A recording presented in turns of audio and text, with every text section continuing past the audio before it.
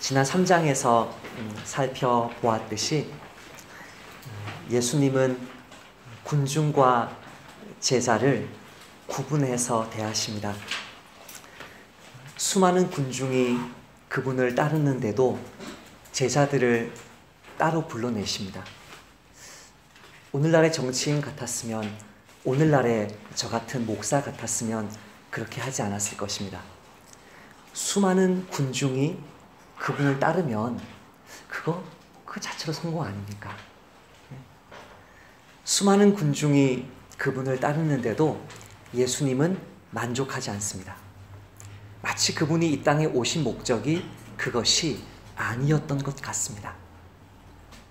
물론 수많은 군중을 상대하는 것은 사도행전에서 사도들의 역할이긴 합니다만, 예수님은 수많은 군중이 그분을 따르는 것에 관심 보이지 않습니다.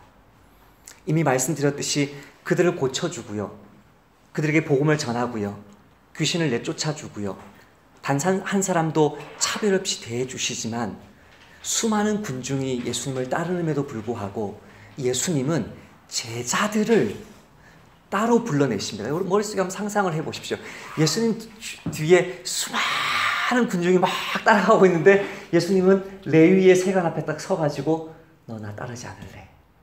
그 사람을 부르면 그 뒤에 따르는 사람들은 뻥 찌는 거죠. 뭐야? 나는 뭐야? 수많은 군중들이 예수님을 따르지만 예수님은 제자들을 따로 불러내십니다. 두 번째로 지난주에 보았습니다. 심지어 자신의 혈육보다도 예수님의 뜻대로 행하는 예수님의 제자들을 더 아끼십니다. 이번 주에 라디오를 듣는데 그러는 거예요. 내가 너 사랑해. 너무 사랑이라는 말이 흔하니까 더 강렬하게 말하는 방법이 뭐냐? 나는 너를 아껴. 이렇게. 남편들 옆으로 보면서 이렇게 말합시다. 여보, 내가 당신을 아껴요. 자, 순종하세요. 네. 아내들 남편을 향해서 이렇게 말합시다. 여보, 내가 당신을 아낄게요. 네, 다들 네, 제 아내 고개 푹 숙이고 있고 다들 얼굴 빨개지고 하고 싶지 않은 얘기를. 예수님은 자신의 혈육을 아끼지 않습니다.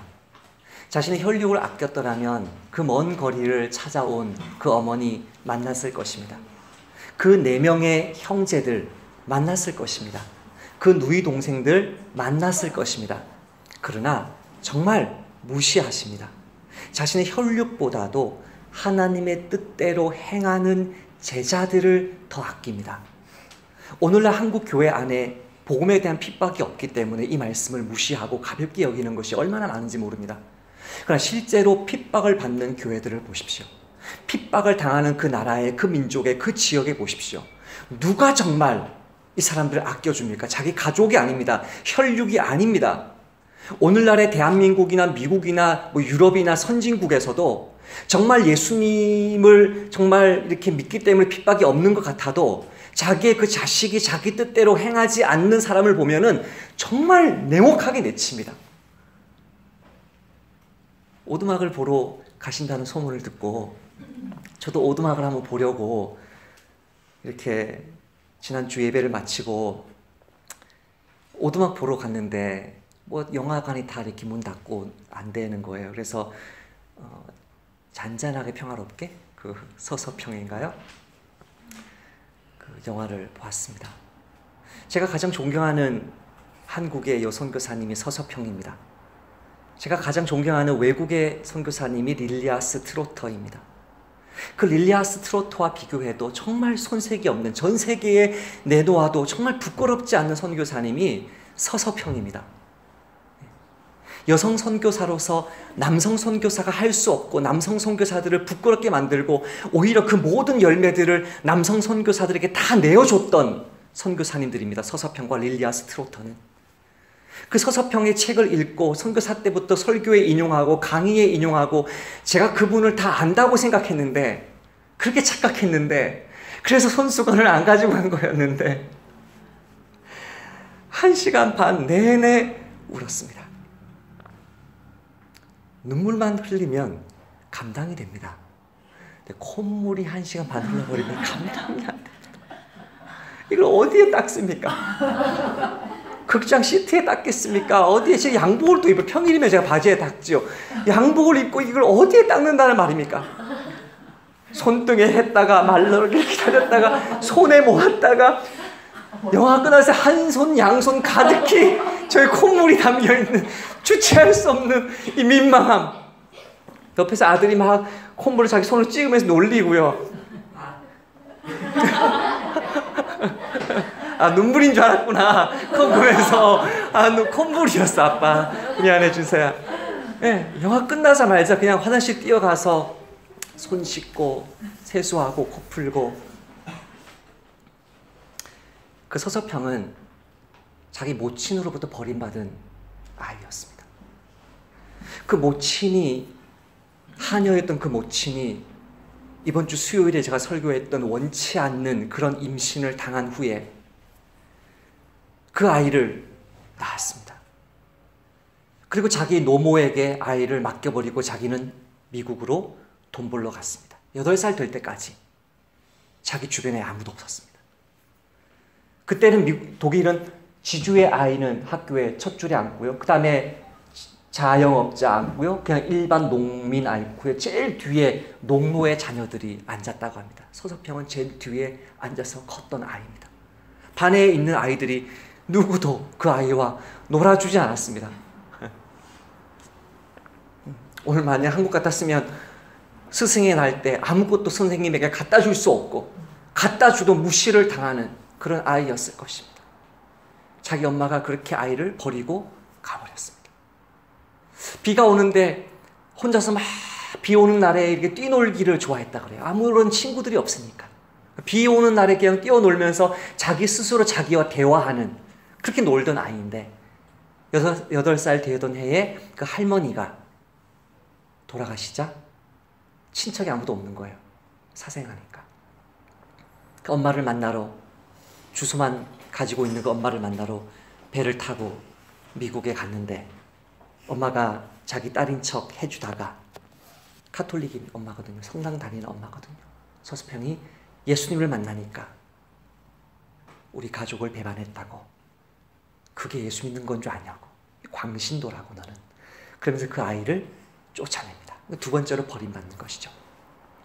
간호사가 되어서 조선의 위생시설이 좋지 않아서 사람들이 죽어간다는 이야기를 듣고 조선에 가서 복음을 전하다가 정말 자기 월급 받으면 절반을 떼어서 교회에 헌금 바치고 그 절반을 또 떼어서 가난한 자들에게 나눠주고 4분의 1 가지고 보리 그 물에 불려가지고 그거 삶아서 된장국에 말아서 먹다가 고아들, 과부들, 팔려가는 여자아이들 보면 자기 어렸을 때 자기가 3번이나 버림받았던, 자기 모친에게 버림받았던 걸 생각하면서 그 아이들 거두어 들이면서 그 아이들과 같이 먹고 사는 삶을 한평생 살았습니다. 그러다가 스프루에 걸려서 그분이 죽어갑니다. 중간에 그 아이들에게 학교 지어주려고 미국에 가는데 한복 입고 갑니다. 하얀색 한복 입고. 그 사진 아직 남아있는데요. 하얀색 정말 저는 아름다운 한복인데 그 한복 입고 3번째로 엄마에게 찾아가니까 너 같은 거지가 내 딸인 것을 사람들이 알면 너무나 수치스러우니까 당장 꺼져. 문도 열어주지 않습니다. 그것이 현실입니다. 그것이 세상입니다.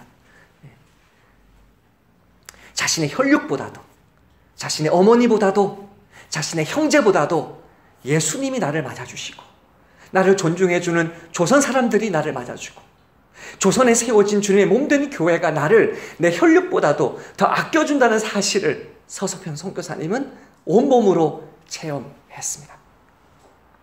예수님은 3번째로 오늘 본문에서 다시 한번 그 진리를 강조합니다. 다시 한번 이렇게 말씀합니다. 11절에 이르시되 하나님 나라의 비밀을 너희에게는 주었으나 외인에게는 모든 것을 비밀로 비유로 하나니. 여기서 너희가 누굽니까? 너희는 예수님의 12 제자들을 포함한 예수님의 영적인 가족입니다. 그 영적인 가족에게는 하나님 나라의 비밀이 주어집니다. 그러나 여기 나오는 외인은 누굽니까? 외인을 교회 다니지 않는 사람이라고 오해하면 안 됩니다. 외인을 세례받지 않은 사람이라고 오해하면 안 됩니다. 외인은 예수님께 몰려듭니다. 교회로 옵니다. 그러나 몰려들었다가 흩어지기를 반복합니다. 가까이 오지 않습니다. 예수님께 가까이 오지 않습니다. 주님의 몸된 교회에 깊이 들어오지 않습니다. 주님의 종들과 친해지지 않습니다. 목사나 선교사나 전도자들을 자기 집에 맞아들이지 않습니다. 가까이 오지 않습니다. 왔다가 병고침 받고, 왔다가 로또를 맞듯이 자기 기도 응답되고, 왔다가 귀신 나가면 곧바로 흩어집니다. 그들이 원하지 않는 메시지는 너의 십자가를 지고 나를 따르라 라는 그 메시지 원치 않습니다. 나보다 내 부모를, 형제를, 자매를 더 사랑하는 자 나에게 합당하지 않다. 그 말씀 너무너무 싫어합니다. 예수님은 그 외인들과 그분이 내 형제요, 자매요, 어머니라고 부르셨던 예수님의 영적 가족 사이에 넘을 수 없는 장벽을 치십니다. 높은 울다리를 치시고, 여기는 군중, 여기는 제자, 여기는 나의 혈육, 여기는 하나님의 새로운 가족, 여기는 외인, 여기는 나의 형제 자매인 너희라고 말씀합니다. 아마 오늘 설교 역시 예수님을 믿지 않는 사람들이 들으면 저 교회 정말 미쳤다라고 이야기할 것입니다. 우리는 이렇게 질문할 수 있습니다. 아니, 뭘 그렇게 자꾸 나눕니까? 그냥 전부 다 예수님의 제자로 인정해주고 전부 다 예수님의 가족으로 받아주면 안 됩니까? 종교의 구분 없이, 세상과 구회의 구분 없이 세례나 입교나 교회 등록 같은 거 하지 말고 주일에 교회에 나오는 사람들은 다 구원받고 다 교회 회원이 되고 다 천국 가면 안 됩니까? 라고 세상은 이야기할 것입니다. 하지만 이런 구분이 필요 없다는 것은 예수님이 전혀 중요한 분이 아니라는 의미입니다. 이런 구분이 필요 없다는 것은 예수님이나 예수님의 몸된 교회가 전혀 중요한 분이거나 중요한 영적 기관이 아니라는 것을 의미합니다. 만약에 예수님을 따라도 되고 예수님을 떠나도 된다면, 예수님을 따르기 위해서 자신의 삶을 다 내어놓은 사람들은 바보가 될 것입니다. 만약에 예수님을 믿지 않아도 구원받을 수 있다면 이 사람들을 구원하겠다고 이 땅에 내려오셔서 십자가에 달려 죽으신 예수님은 죄송하지만 바보가 되실 것입니다. 모든 종교의 구원이 있다면, 군중과 제자의 구분이 없다면, 예수님을 이용해 먹기만 하는 예수님의 혈육과 예수님을 위해서 자기의 것을 내어놓는 예수님의 영적 가족 간의 구분이 없다면 저와 여러분은 오늘 주일에 이 자리에 앉아 있을 이유가 없는 것입니다. 하지만 그렇지 않기 때문에 예수님은 우리에게 뭘 요구하십니까? 선택을 요구하십니다. 군중으로 남을지 예수님의 제자가 될지 선택하라는 것입니다. 정말 교회의 지체가 될지 세상과 교회에 양다리 걸친 사람이 될지 선택하라는 것입니다. 하나님의 말씀을 정말 듣고 30배, 60배, 100배의 결실 맺는 삶을 살지, 말씀을 듣지도 못하고 듣기는 들어도 그것을 깨닫거나 돌이키거나 해서 구원받지 못하는 변화 없는 삶을 살지 선택하라는 것입니다. 오늘 말씀에서 예수님은 비유로 말씀합니다. 같이 1절과 2절 읽어보시겠습니다. 시작. 예수께서 다시 바닷가에서 가르치시니 큰 무리가 모여들거늘 예수께서 바다에 떠있는 배에 올라앉으시고 온 무리는 바닷가 육지에 있더라. 이에 예수께서 여러 가지를 비유로 가르치시니 그 가르치시는 중에 그들에게 이르시되. 여러분, 시인들이 비유를 쓰는 이유는요, 쉽게 설명하기 위해서입니다. 김동명 시인의 내 마음은 호수요라는 시가 있는데요. 내 마음은 호수요 그대 저오 나는 그대의 흰 그림자를 안고 옷같이 그대의 뱃전에 부서지리라. 내 마음은 촛불이요 그대 저 문을 닫아주오. 나는 그대의 비단 옷자락에 떨며 고요히 최후의 한 방울도 남김없이 타오리라. 그대를 향한 내 마음이 얼마나 애틋한지 그림을 그리듯이 설명해 주는 것이 일반 사람들이 쓰는 비유인데요. 예수님의 비유는 그렇지 않습니다. 예수님의 비유는 양, 날 가진 칼과 같습니다. 예수님의 비유는 예수님을 믿는 사람들에게는 하나님의 말씀을 설명해 주는 것이지만 예수님을 믿지 않는 사람들에게는 예수님의 말씀을 깨닫지 못하게 하는 담벼락과 같습니다. 니고데모가 왜 예수님의 말씀을 깨닫지도 받아들이지도 못했습니까? 믿지 못했기 때문입니다. 니고데모가 대답하여 이르되 어찌 그러한 일이 있을 수 있나이까? 예수께서 그에게 대답하여 이르시되 너는 이스라엘의 선생으로서 이러한 것들을 알지 못하느냐? 진실로 진실로 내게 이르노니 우리는 아는 것을 말하고 본 것을 증언하노라. 그러나 너희가 우리의 증언을 받지 아니하는도다. 내가 땅의 일을 말하여도 너희가 믿지 아니하거든. 하물며 하늘의 일을 말하면 어찌 믿겠느냐? 예수님이 왜 비유로 말해요? 예수님이 비유로 말씀하시는 것은 믿음을 강조하기 위해서 그래요. 믿음을 자극하기 위해서 그래요. 믿는 사람이 예수님의 말씀을 들으면서 예수님의 저 말씀에는 어떤 진리가 있겠구나. 저 말씀에 대해서 예수님에게 설명해 달라고, 제발 좀 더 가르쳐 달라고 물어봐야 되겠구나. 예수님을 신뢰함으로 그 말씀 더 듣기 위해서 신뢰함으로 간청하게 만들려고 비유를 말씀하는 것입니다. 예수님을 믿는 사람들이 찾아와서 더 예수님 말씀을 깨닫게 해달라고 이 구절 찾아보고 저 구절 찾아보고 다른 성경과 비교해보고 설교하신 예수님에게 직접 찾아가서 물어보려고 비유로 말씀합니다. 그러니까 비유로 말하면 말할수록 비유를 듣는 사람들은 더 귀를 기울이는 거죠. 더 뜻을 알려고 묵상하고 또 묵상하게 되는 것이죠. 그런데 예수님을 믿지 않는 사람들은 이 비유의 말씀을 들어봤자 그 말이 무슨 말씀인지 전혀 모릅니다. 아니, 씨를 뿌리러 나갔어요. 씨를 뿌리러 나갔는데 어느 씨들은 길가에, 좀 더 정확하게 번역하자면 길 위에, 그냥 길 위에 떨어졌어요. 어떤 씨는 돌짝밭에 떨어졌어요. 돌 위에 떨어졌어요. 어떤 씨는 가시덤불 속에 떨어졌어요. 어떤 씨는 옥토에 떨어졌어요. 그래서 어쨌는데요? 씨를 잘 뿌려야 되는 거구나. 이제 흩어 뿌리면 안 되고 촘촘하게 이렇게 심어야 되겠구나. 씨 뿌리는 농사법 가르친 겁니까? 전혀 그 뜻이 아닙니다. 아보카도를 심었어요. 물을 줬는데 이놈이 안 나네요.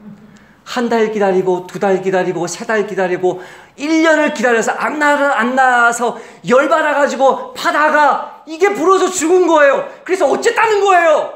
아보카도는 키워 먹기가 힘들구나. 비싸도 사 먹어야 되겠구나. 전혀 그 뜻이 아니에요.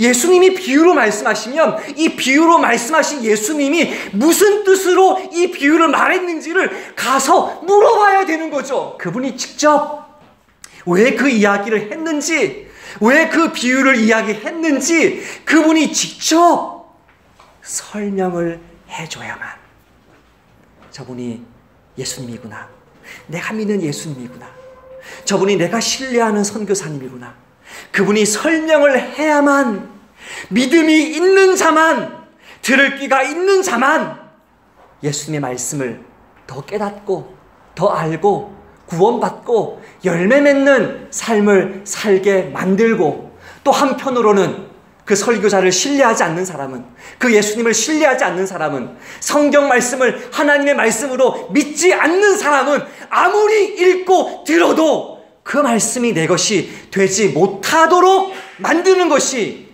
비유인 것입니다. 양날의 칼인 것입니다. 예수님이 믿음이 있는 사람들에게 이렇게 말씀합니다. 9절 말씀입니다. 또 이르시되 들을 귀 있는 자는 들으라. 믿음이 없는 사람에게는 이렇게 말씀하십니다. 12절 말씀입니다. 이는 그들로 보기는 보아도 알지 못하며 듣기는 들어도 깨닫지 못하게 하여 돌이켜 죄 사함을 얻지 못하게 하려 함이라. 예수님을 고의적으로 비방합니다. 예수님을 지속적으로 비방합니다. 예수님의 말씀의 능력이 열매가 드러남에도 불구하고 저것은 귀신의 역사라고 비난합니다. 그렇게 귀신의 역사로 비방하는 성령 회방죄를 지은 사람은 영원히 사함받지 못하게 되는 것을 예수님이 뭐라고 표현합니까? 듣기는 들어도 깨닫지 못하고 돌이켜 죄사함을 얻지 못하기 때문인 것입니다. 누가 먼저 예수님을 향해서 담을 쌓았습니까? 누가 먼저 예수님을 향해서 불신의 울타리를 높이 쌓았습니까? 예수님을 믿지 아니하였던 종교 지도자들입니다. 불신자들입니다. 예수님의 혈육입니다. 그들이 예수님을 향해서 멀어지기로 결정했기 때문에 그들의 결정대로 그대로 이루시기 위해서 비유로 말씀하신 것이고, 이 모든 것을 다 알면서도 내가 예수님 따르면 내가 손해보고, 예수님 따르면 내가 희생하고, 예수님 따르면 세상 사람들로부터 나의 혈육으로부터 욕 들을 것을 알면서도 예수님을 따라가기로 결정한 사람들은 더더욱 풍성한 열매를 맺게 해주시려고 비유로 말씀하시는 것입니다. 그러므로 사랑하는 나그네 교회 성도 여러분, 값싼 복음이 아닌 것입니다. 믿거나 말거나 한 예수님이 아닌 것입니다. 예수님을 믿어 한 교회에, 우주적인 교회에, 지역 교회에 영적 가족이 되는 것은 자신의 모든 것을 다 팔아서 얻는 보화인 것입니다. 이 세상의 그 무엇과도 바꿀 수 없고, 이 세상의 수많은 군중도, 심지어 내 부모 형제도 대신해 줄 수 없는 예수님, 대신해 줄 수 없는 영적 가족인 것을 오늘 말씀을 통해서 다시 한번 주님이 세 번째로 강조하는데요, 다시 한번 내 마음속에 새겨서 예수님 한 분만을 내 주님으로, 내 신랑으로, 아버지로 모시고 살아가는 저와 여러분 되시기를 부탁드립니다. 그렇다면 이 세상에 그 무엇과도 바꿀 수 없는 예수님, 이 세상에 그 무엇과도 바꿀 수 없는 예수님의 몸된 교회에게, 그 예수님의 영적인 가족에게 주시는 사명이 무엇입니까? 오늘 본문은 세 가지로 이야기합니다. 첫 번째는 낙심 말고 말씀을 뿌리라는 것입니다. 3절 말씀을 제가 읽어보겠습니다. 들으라, 씨를 뿌리는 자가 뿌리러 나가서. 14절 말씀 제가 다시 읽어보겠습니다. 뿌리는 자는 말씀을 뿌리는 것이라. 여기서 씨앗은 뭐죠? 하나님의 말씀이죠.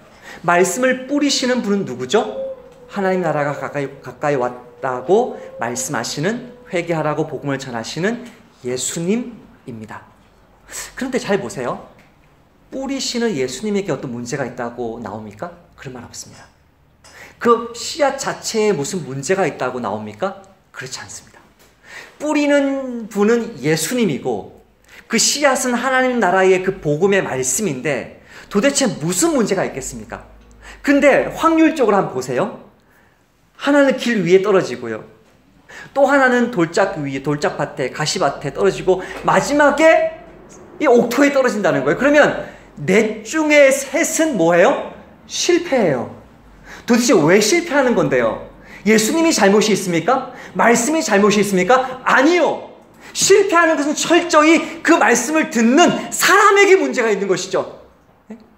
듣는 사람에게 문제가 있기 때문에 뿌리는 씨앗에는, 뿌리는 사람에게는 아무런 문제가 없습니다. 예수님조차도 거절당하셨습니다. 예수님조차도 배척당하였습니다. 예수님조차도 귀신 들렸다는 비난을 받았다면 그 예수님의 제자로서 그 뿌리는 사명, 이에 12를 세우셨으니 이는 자기와 함께 있게 하시고 또 보내사 전도도 하며, 전도하라는 사명을 받은 저와 여러분을 배척하지 않겠습니까? 저와 여러분이 말씀을 전할 때 사람들이 환영해 주겠습니까? 복음의 말씀은 듣는 자들이 거절하는 게 너무 당연해요. 그런데 예수님이 이렇게 말해요. 전도를 못하는 우리에게도 이렇게 말해요. 어느 곳에서든지 너희를 영접하지 아니하고 너희 말을 듣지도 아니하거든 거기서 나갈 때에 발 아래 먼지를 떨어버려 그들에게 증거를 삼으라 하시니 제자들이 나가서 회개하라 전파하고. 따라 실패하는 전도는 없다. 거부당할 뿐이죠. 거절당할 뿐이죠. 예수님도 거절당했죠. 예수님을 거절했는데 그분의 제자들을 거절하지 않겠습니까? 정말 전도의 사명을 받은, 선교의 사명을 받은 저 여러분이 반드시 기억해야 됩니다. 낙심하지 말라는 것입니다. 스스로를 비난하지 말라는 것입니다. 자책하지 말라는 것입니다.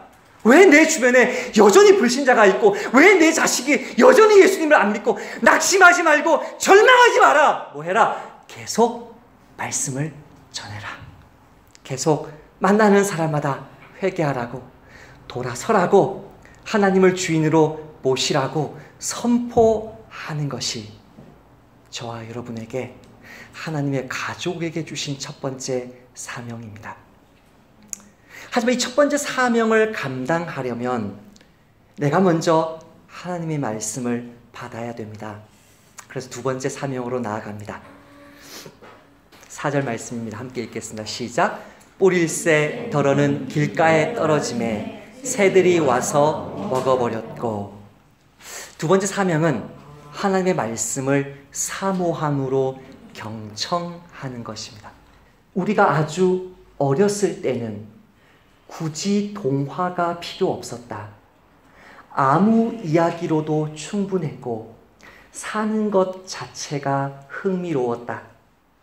7살짜리 아이는 톰이 문을 열고는 용이 있는 것을 보았다는 이야기만 들어도 흥분한다.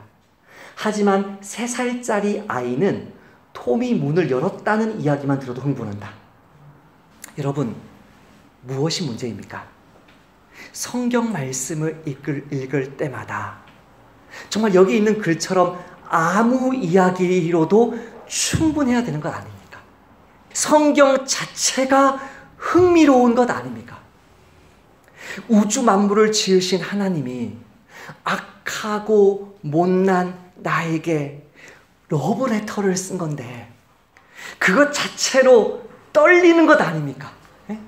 평범한 말씀에서도 내가 하루 종일 붙들고 끊임없이 기도할 말씀을 발견할 수 있는 것 아닙니까? 우리에게 7살짜리 아이, 우리에게 3살짜리 아이 같은 그 열망이, 그 사모함이 없는 게 문제 아닙니까? 성경 말씀을 읽는데 재미가 없고 설교를 듣는데 그것이 내 마음에 들어오지 않으면 그 자체로요, 그 순간에 게임 끝난 것입니다. 벌써 그 말씀 빼앗긴 것입니다. 말씀이 뿌려지는 즉시 말씀을 빼앗아가기 때문입니다. 그러므로 여러분, 제가 이런 이야기를 하고 싶은데요. 정말 목숨 걸고 절박하게 말씀을 대하면요, 지금 내 주변이 소란한 게 무엇이 문제이며, 내가 전날에 잠을 제대로 못 잔 게 뭐가 문제이며, 내가 지금 누구랑 싸워가지고 정말 내 마음이 힘든 게 뭐가 문제가 되는 것입니까? 내가 지금 힘들기 때문에 말씀을 먹지 못하는 것입니까? 아니면 내가 힘들기 때문에 죽자 사자 말씀을 먹어야 하는 것입니까? 하나님 말씀을 묵상하고 하나님 말씀을 대하는 나의 삶이 너무나 만만치 않고 너무나 힘들고 고단하고 외롭고 내 몸과 마음이 너무 지치니까 말씀에 목숨을 거는 거 아닙니까? 내 눈을 열어서 주의 율법에서 놀라운 것을 보게 하소서. 나는 땅에서 나그네가 되었사오니 주의 계명들을 내게 숨기지 마소서. 주의 규례들을 항상 사모함으로 내 마음이 상하나이다. 문제는 의지할 데 없는 나그네와 같은 나의 처지가 아닙니다. 문제는 의지할 데 없고 힘든 나의 환경이 아닙니다. 절박하게 주님 한 분에게 목숨 걸고 매달리지 못하고 그냥 영적으로 잠들어 있는 그것이 나의 문제입니다. 주님의 말씀 주실 때 3살짜리 아이처럼 이 말씀 못 받으면 죽는 사람처럼 절박하게 말씀에 매달리는 매일 새벽, 매일 밤, 매일 오전 되시기를 권면드립니다. 다음으로 말씀을 들은 자에게 주시는 또 다른 도전은 인내와 절제로 그 말씀을 결실하라는 것입니다. 8절 말씀 같이 한번 읽어보겠습니다. 시작. 더러는 좋은 땅에 떨어짐에 자라 무성하여 결실하였으니 30배나 60배나 100배나 되었느니라 하시고. 아까 제가 길가에 떨어졌다는 것이 오역이라 그랬는데 그것보다 더 큰 오역이 여기 있습니다. 8절 말씀에 자라라는 말은 이렇게 번역하면 안 되고요. 싹을 틔워라고 번역해야 됩니다. 무성하여 이거를 이제 잘 자라 이렇게 번역해야 되고요. 결실했다. 그것은 당연히 결실했다는 뜻입니다. 제가 세 번역으로 한번 같은 말씀을 읽어보겠습니다. 그런데 더러는 좋은 땅에 떨어져서 싹이 나고, 그쵸? 자라서, 그쵸? 열매를 맺었다. 근데 얼마나 열매를 맺었느냐? 30배, 60배, 100배가 맺었다. 여기서 자라라고 번역했던 개역성경에 싹이 났다는 것은 뭐와 대비됩니까? 싹을 나기도 전에 그 즉시 빼앗겼던 그 씨앗과 대조됩니다. 그렇죠? 그러면 두 번째로 무성하여 라고 번역한 잘 자라는 무엇과 대조됩니까? 잘 자라지 못한 씨앗이 두 개가 있습니다. 첫 번째 씨앗은 왜 잘 자라지 못했습니까? 핍박, 태양과 같은 핍박을 견디지 못했습니다. 외적인 압박에 굴복했습니다. 두 번째는 왜 잘 자라지 못했습니까? 속에서 올라오는 탐심과 염려와 근심으로 잘 자라지 못했습니다. 주님이 우리에게 원하시는 도전은 말씀을 받았을 때, 사모함으로 그 말씀을 취했을 때에 사단이 그 즉시 빼앗아 가려다가 너가 그 말씀을 사모함으로 잡았기 때문에 그것을 못 빼앗으니까 이제는 그 말씀 열매 맺지 못하게 하려고 너를 공격할 것이다. 근신하라. 깨어라. 너희 대적 마귀가 우는 사자같이 두루 다니며 삼킬 자를 찾나니라는 이 베드로 전서 말씀 앞뒤로 뭐가 나오죠? 염려하는 게 나오고요. 세상에 있는 너희의 형제들도 동일한 핍박과 고난을 받고 있다는 말씀을 하십니다. 마귀가 당장 빼앗지 못하면 그 다음에는 다가가서 설렁설렁 그 주변을 돌아다니면서 무엇으로 그 열매를 빼앗죠? 염려로 빼앗고요. 핍박으로 빼앗습니다. 예수님은 우리에게 박해를 견디라고 말씀합니다.